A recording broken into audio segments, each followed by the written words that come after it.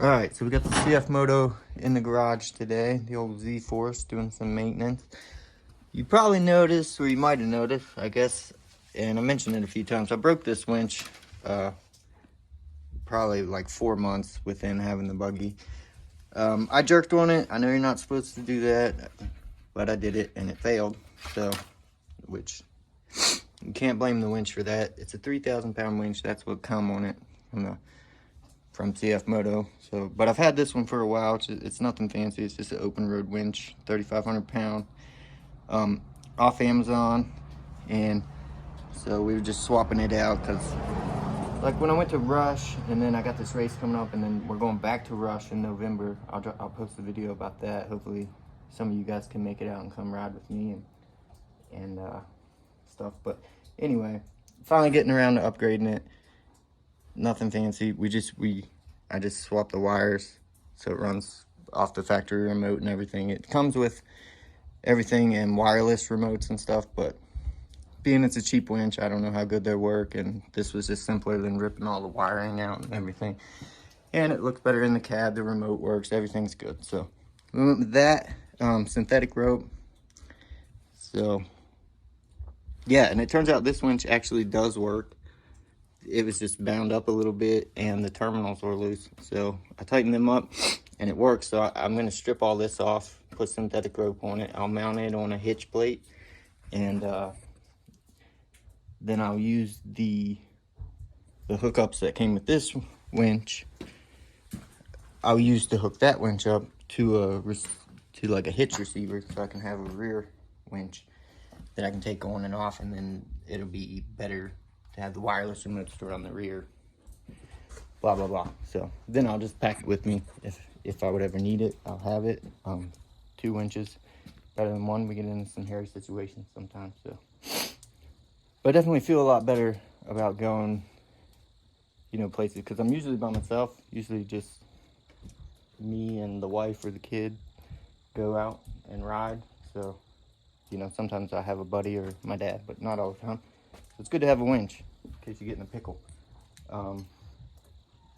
And this way I'll have 2 now, so that'll be good. Oh, this intake, I wanted to just mention this real quick. I know if you watch the video where I first did this, I mentioned that it was idling real high, and like so high that it didn't really want to go into gear. Well, what it was when you loosen up, there's 2 rubber boots, one here and one here. You loosen them up and you can turn your throttle body up so that your intake is up. Well, I didn't have one of them boots tight, so I tightened that up and I put a little bit of like RTV sealer on there just to make sure it's all good.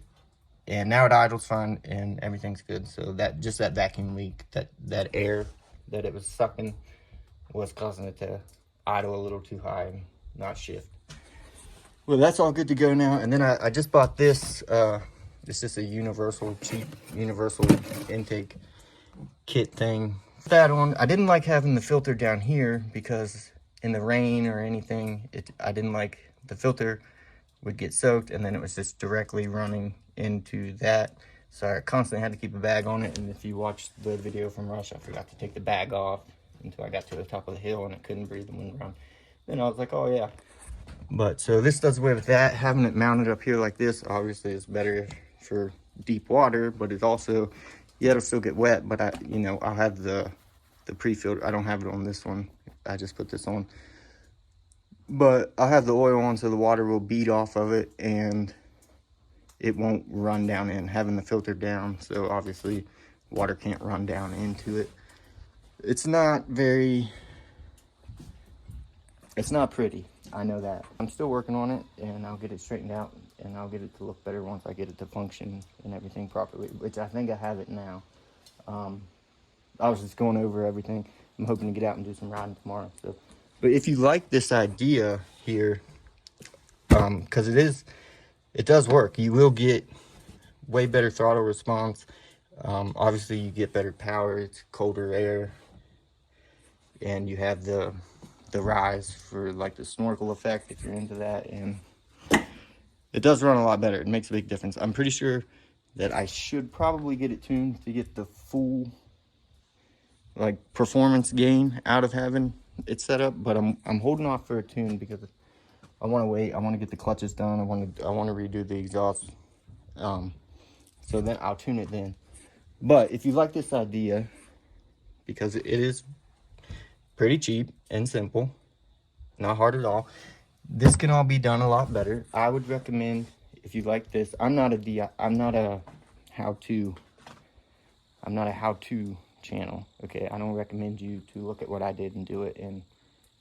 But if you look at this and think that's a good idea, but it could be a little better, there's a guy that did it better. If you know me, you probably know Redneck Garage. If not, look up Redneck Garage. He has a CF Moto ZFORCE 800, and he's done a lot of mods to it, and he does them himself. And he is more of a how-to channel, and Redneck Garage is obviously a mechanic, and he's a damn good mechanic from what I've seen. But he did something similar to this. That's where I got the idea from. Is I watched the video that he did. Now, obviously, I've not done it. This would be like a kindergarten finger painting, and he's like a Redneck Garage is more like Redneck Picasso. Like his is sweet, his is nice looking. But yeah, I would recommend you go watch his video, and he's got a lot of good videos about upgrades and stuff. But he's got one where he did something similar to this, and he built the airbox and everything, and it's legit.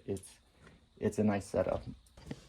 And like I said, I'll keep tinkering with it and keep modding it until I get it all functioning how I want, mounted the way I want, and then I'll worry about getting better tubing and maybe some kind of airbox setup up there, or maybe an inline filter with an actual snorkel scoop thing up there. I don't know. We'll keep playing with it, but for now it's good. A little bit of a power gain and throttle response gain for this EWRCS race I got coming up.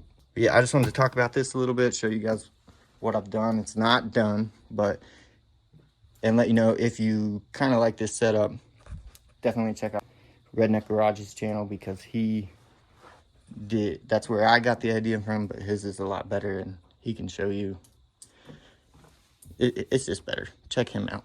That's pretty much it for now. I just wanted to make a quick little video, show you guys the winch upgrade, and mainly talk about this intake. I will perfect it over time. If you want to see the way it should be, check out his channel.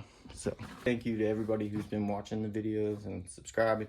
Really appreciate it. It keeps me motivated, it keeps me going. And a lot of you guys are sharing the videos, which is really cool, because I'm getting a lot of views from like Facebook and stuff, and I don't have Facebook. I don't have any other social media. I just YouTube, because I watched a lot of guys ride and wanted to go do it. So, but I don't promote on it. I don't use any other social media platforms. I don't have Facebook, Twitter, none of that stuff. So thank you to everybody that's been sharing and watching and stuff, and hopefully I can keep making some good videos. And that's it for this one. Thanks for watching. Hopefully I have a new ride video coming out. Subscribe if you haven't yet. Drop a comment. Tell me what's up. Tell me what you think about the intake, the winch. I don't know. I've never ran an open road winch before on anything.